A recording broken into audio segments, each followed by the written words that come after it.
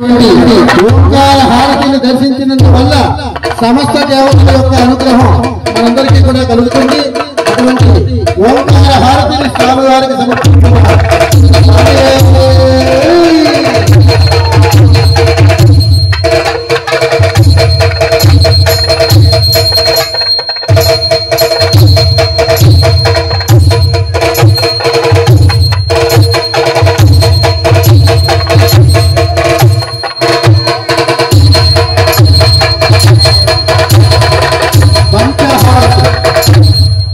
మానవుడికి కూడా 5 ప్రాణములు, ప్రాణము, అపానము, వ్యానము, ఉదానము, సమానము.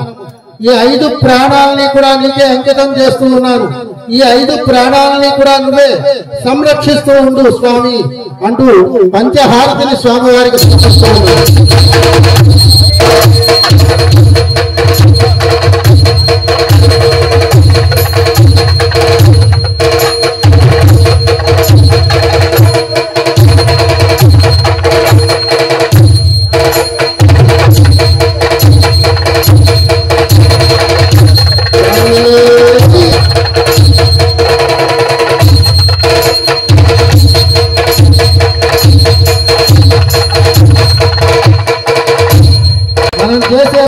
కర్మకి కూడా కర్మ సాక్షి అయినటువంటి సూర్య భగవానుడు మనం చేస్తున్న ప్రతి తప్పు ఒప్పుల్ని కూడా గమనిస్తూనే ఉంటాడు. అటువంటి సూర్యుడు మనకు ఆరోగ్య ప్రదాత. అటువంటి సూర్య హారతిని దర్శించడం వల్ల మన అందరికీ కూడా ఆరోగ్యాలు అన్ని కూడా సమకూరుతాయి. హారతిని ఇస్తున్నారు.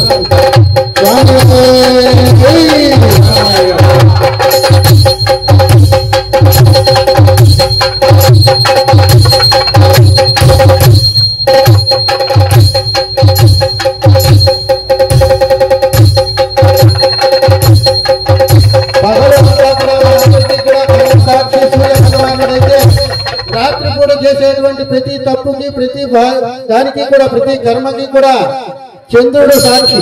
అటువంటి చంద్రుడు స్వామివారి యొక్క ఎడమనేత్రమై ఉన్నాడు. ఆ యొక్క చంద్రహారతిని దర్శించినందువల్ల చంద్రుడు మనందరికీ కూడా సస్యశ్యామలమైనటువంటి పంటలు, పాడి పంటలు అన్ని కూడా ఇచ్చేటువంటి వాడు చంద్రుడు. మన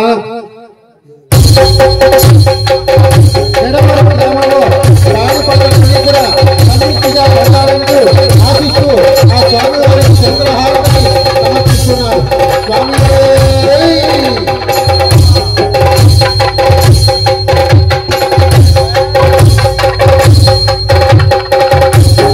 స్వామివారికి తదుపరి నాగహారతిని ఇస్తున్నారు. ఇక్కడికి వచ్చినటువంటి వారిలో ఎవరికైనా సరే నాగదోషాలు ఉన్నా, సర్పదోషాలు ఉన్నా, సంతానం కలగనటువంటి వారికి అందరికీ కూడా సంతానాన్ని కలగజేయమని చెప్పని, సర్పదోషాలన్నీ కూడా తొలగింపజేయమని ఆ యొక్క నాగహారతిని స్వామి వారికి సమర్పిస్తూ ఉన్నారు. స్వామి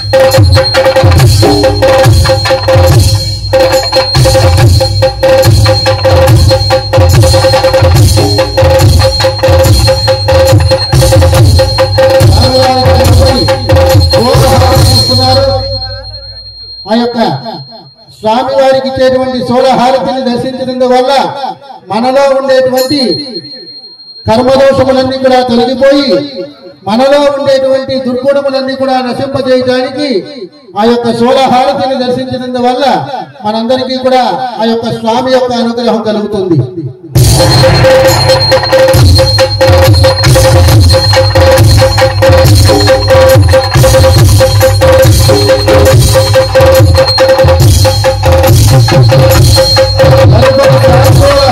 ఇస్తున్నారు. ఆ యొక్క సింహ వాహనం, అమ్మవారి వాహనం సింహం. ఆ సింహంతో ఆ స్వామి వారికి హారతినిస్తున్నారు. సింహం మనలో ఉండేటువంటి హరిషడ్ వర్గాలన్నిటినీ కూడా సక్రమంగా చేసి, మరి నరఘోషలుంటే తొలగింపజేసి, శత్రువులని నిర్మూలింపజేసి, మనందరికీ కూడా ఆయుర ఆరోగ్యాలు ఇచ్చేటువంటి ఆ యొక్క సింహ హారతిని కూడా దర్శించారు.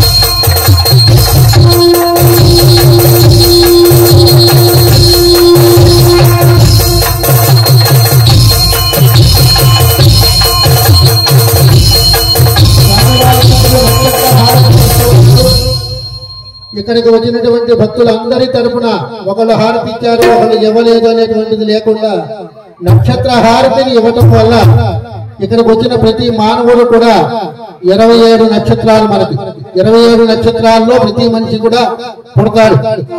కాబట్టి 27 నక్షత్రాలు 27కి ఆ నక్షత్ర హారతిని ఇవ్వటం వల్ల మీ యొక్క పేరు మీద కూడా ఒక హారతి దాంట్లో ఉంటుంది. అందుచేత మీరందరూ కూడా హారతి ఇచ్చినటువంటి ఫలితం కలుగుతుంది. అలాగే మన జాతకాల్లో ఉన్నటువంటి దోషాలన్నీ కూడా తొలగిపోయి మన జాతకం అంతా కూడా సక్రమంగా, నక్షత్ర దోషాలున్నా ఏ దోషాలున్నా తొలగిపోవాలి అంటే నక్షత్ర హారతిని స్వామివారికి దర్శింపజేయాలి.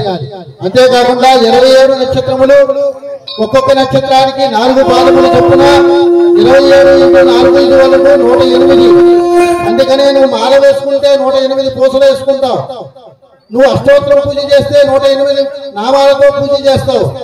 అందులో ఒక నామానికి నువ్వై ఉన్నావు. నువ్వు మాల వేసుకుంటే నీ మాలలో అశ్విని 4 పాదములు, 4 పూసలు, భరణి 4 పాదాలు, 4 పూసలు, ఇలా లెక్కేసుకుంటూ అందులో ఒక పూసలు నువ్వు అయ్యి ఉన్నావు.